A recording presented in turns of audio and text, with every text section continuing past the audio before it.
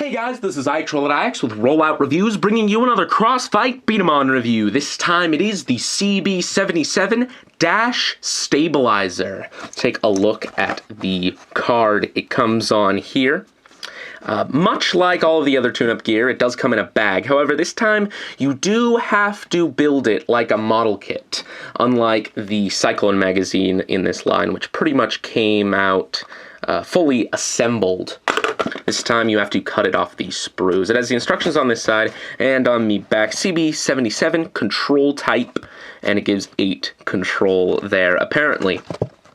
Shows it attaching to Assault Dragon here, and much like all of the other tune-up gear in this line, it is very modular. You can buy several of the Dash Stabilizer and add on to it using the parts from it. Also, you can add on to it using other stabilizer pieces. Shows off a bunch of different settings you can put it in, and if you take it apart and put it back together in a different way, you can make these little pucks here you could shoot at, which is also very cool. A little bit of added playability. So here is the stabilizer. Like I said, you do have to build it like a model kit, and because of that, it seems this purple plastic, for some reason, leaves some really gnarly white flash, unfortunately. But that aside, it is very cool. You'll notice here it has these little joints here which can move, and they're all ratcheted, so that's really cool. They can also come apart and be put back together in different positions, so you can really move this however you want. It attaches to the back of the core, much like the power blocks from the original Crossfight, and yes, it can attach to the original Crossfight B-Daman as well. You have to pull this bit off, but here is the twin core. You just pull off the power block there, and plug this back on, and it does have a little clip thing underneath so you can lock it in. So yes, it can attach. Unfortunately, you can't plug this piece on thereafter, but that is fine. This piece is for attaching to your ES B-Daman because the core is very different.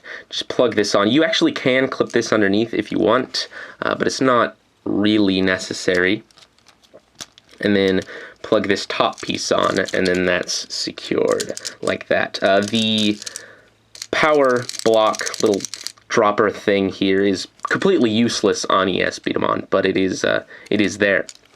So like I said, it can move around. You could do several different positions. You can bring it up in front here like this. You can bring it all the way back like that. And there's even a setting it says you could do, which you can and bring it off to the side like this. This is very cool because it acts as sort of like a grip here. You can hold it like this as you fire the B-Daman and have a lot of control, which is really, really cool. Now another thing you can do is very relevant here because we have Sonic Device with the B-Daman in his feet. So it works really well on him, is you can actually take B-Daman and stick it into these bigger hexagons here. So it can hold 4 of these. Now conveniently, the hole on top, if you want to push these out, is just the right size to push an ES tool through, so you can just pop those out there. Also, another little bit of convenience is you can actually store bolts in the bottom. I don't know how often I'd use this, but in these little bits here, you can store your extra bolts inside there. They just slide in like that, and you can lock them in so they don't go anywhere. This, I guess, would be useful for people who like to customize their B-Daman and maybe have extra bolts laying around. This is a way to store them, just in case, so you don't lose them. So that's very cool.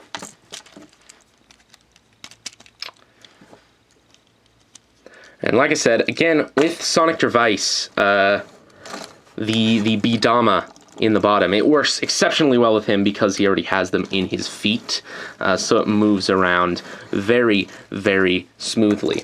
Now again, you can pull all of these bits apart. You could just kind of leave it like this as a stabilizer, and obviously this being a stabilizer, it supports your magazines very well. Again, a very cool thing with Device, because if he doesn't have a stabilizer, then he falls over, which is unfortunate. But another neat thing, like I said, that you can do is pull these off. I think you have to pull these off to do it. I haven't really found any other way aside from that. But you can sort of interlock these two bits together like that, replace the little caps, and you have a little puck that you can shoot at. So Sonic Device here. Yeah, and you can come up with games to play with those, and you can make 2 of those. So yeah, a lot of added playability. It's not only really a tune-up gear, but it's also sort of a playset in that fashion. You can also, if you don't want 2 pucks laying around, you can pull this apart like that, and you can actually make an even bigger puck, I found, just like that. So you have like a much bigger target. So you can come up with different games and things with this, and yeah, works just fine. So there is the Dash Stabilizer. Extremely good tune-up gear. This is one of the best tune-up gear in a while, I think. Extremely modular.